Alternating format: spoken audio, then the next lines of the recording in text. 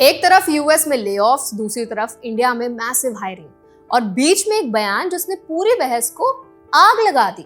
Canadian Indian entrepreneur विजय सपानी ने कहा कि H1B पर हमला करना ट्रंप का कॉर्पोरेट अमेरिका के लिए सबसे अच्छा कदम था, क्योंकि इससे कंपनीज ने वर्कर्स को यूएस लाने के बजाय सीधे इंडिया में हायर करना शुरू कर दिया।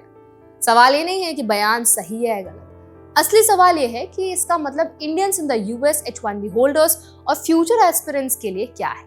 तो आज इस वीडियो में हम 4 बातें सही तरीके से कवर करने वाले हैं। पहला, विजय सपानी के बयान का असली मतलब और कॉन्टेक्स्ट क्या है। दूसरा, सर्वे डेटा क्या बताता है और कंपनीज इंडिया को क्यों चुन रही हैं। तीसरा, H1B रूल्स, रिस्ट्रिक्शंस और कॉस्ट कैसे हायरिंग डिसीजंस बदल रही हैं।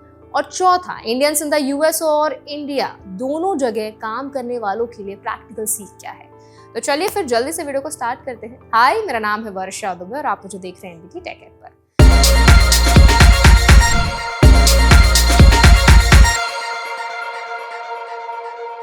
अब सबसे पहले बयान को समझते हैं। विजय सपानी, जो टोरंटो की इन्वेस्टमेंट फर्म एला कैपिटल के फाउंडर और सीईओ हैं, उन्होंने कहा कि H1B पर सख्ती से कंपनीज को मजबूरी में इंडिया की तरफ जाना पड़ा।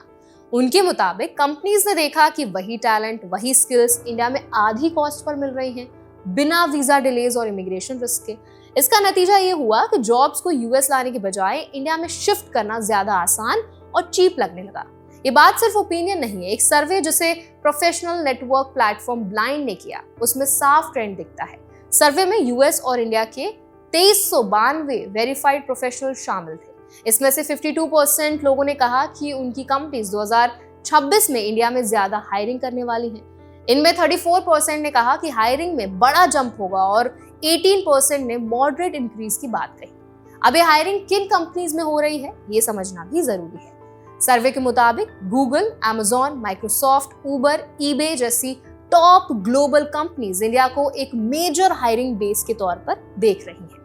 कई एम्प्लॉइज ने माना कि इंडिया हायरिंग सीधे यूएस रोल्स को रिप्लेस कर रही है, जबकि कुछ का कहना है कि इससे यूएस रिक्रूटमेंट प्रोसेस को सपोर्ट मिलता है। लेकिन एक बड़ा हिस्सा मानता है कि यूएस जॉब्स पर इसका सीधा असर पड़ रहा है। अब यहाँ H1B का एंगल आता है। सर्वे में करीब 28% रिस्पोंडेंट्स ने कहा कि H1B रिस्ट्रिक्शंस की वजह से कंपनीज इंडिया में ज्यादा हायर कर रही हैं, यानी वीजा डिलेज, स्ट्रिक्टर स्क्रीनिंग और अनसर्टेनिटी ने कंपनीज को ऑल्टरनेटिव ढूंढने पर मजबूर कर दिया। वहीं कुछ लोगों ने कहा कि इन चेंजेस का खास असर नहीं पड़ा, लेकिन ओवरऑल ट्रेंड इंडिया की तरफ झुकाव दिखाता है। अब रूल्स की बात करते हैं ताकि कंफ्यूजन ना रहे। H1B एक एम्प्लॉयमेंट बेस्ड वीजा है जो यूएस एम्प्लॉयर स्पॉन्सर करता है। इसका मतलब है कि हायरिंग का पूरा रिस्क एम्प्लॉयर के सिर पर होता है। फीस, कंप्लायंस, टाइमलाइंस और अप्रूवल्स। जब फीस बढ़ती है, स्क्रीनिंग स्ट्रिक्ट होती है और प्रोसेस स्लो होता है, तो कंपनीज नेचुरली सोचती हैं कि क्या कोई सिंपलर ऑप्शन है। इंडिया में हायरिंग उन्हें वही टैलेंट देता है बिना USCIS अप्रूवल और बॉर्डर अनसर्टेनिटी के। Stricter social media screening, delayed applications और बहुत हाई फीस, यहाँ तक कि $1 लाख तक की कॉस्ट ने कई लोगों को यूएस में काम करने के फैसले पर दोबारा सोचने पर मजबूर किया है। ऐसे में कंपनीज के लिए ऑफशोर हायरिंग ज्यादा प्रिडिक्टेबल बन जाती है।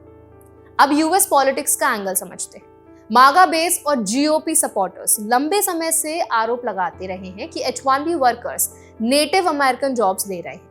इसी प्रेशर में ट्रंप एडमिनिस्ट्रेशन ने H1B पर सख्त रुख अपनाया। लेकिन दूसरी तरफ बिग एम्प्लॉयर्स का कहना है कि अगर H1B पूरी तरह बंद कर दी गई तो यूएस इकोनॉमी को नुकसान होगा, क्योंकि टेक और banking sector skilled global talent पर डिपेंड करते हैं। यहीं पर आयरनी है। वीजा रिस्ट्रिक्ट करने से यूएस जॉब्स पूरी तरह सिक्योर नहीं हुई, बल्कि कई जॉब्स फिजिकली यूएस से बाहर चली गई, यानी वर्कर को यूएस ना लाकर काम को इंडिया ले जाया गया। यही बात विजय सपानी अपने बयान में हाईलाइट कर रहे हैं। अब इंडियंस इन द यूएस के लिए इसका मतलब क्या है। तो देखिए, सबसे पहले रियलिटी एक्सेप्ट करनी होगी कि H1B अब पहले जैसा स्मूथ पाथ नहीं रहा। कंपटीशन ज्यादा है, स्क्रूटनी ज्यादा है और अनसर्टेनिटी भी ज्यादा है।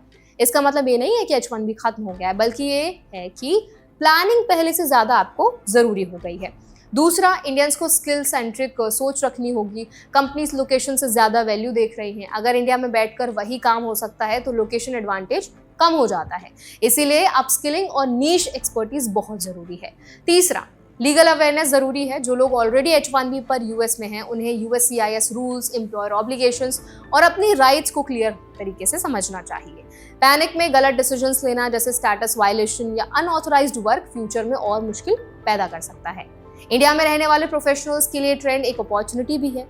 ग्लोबल कंपनीज इंडिया में टीम्स एक्सपैंड कर रही हैं, प्रोजेक्ट्स रिलोकेट कर रही हैं और लीडरशिप रोल्स भी दे रही हैं। इसका मतलब है कि ग्रोथ सिर्फ यूएस तक लिमिटेड अब नहीं रही है। अब आप इस रियलिटी पर क्या सोचते हैं? आपका क्या ओपिनियन है? आपका क्या थॉट प्रोसेस है? हमें कमेंट्स में जरूर बताएं। ऐसे और भी वीडियोस के लिए, अपडेट्स के लिए, इन्फॉर्मेशन के लिए हमारे चैनल NBT Tech Ed को भी जरूर सब्सक्राइब करें।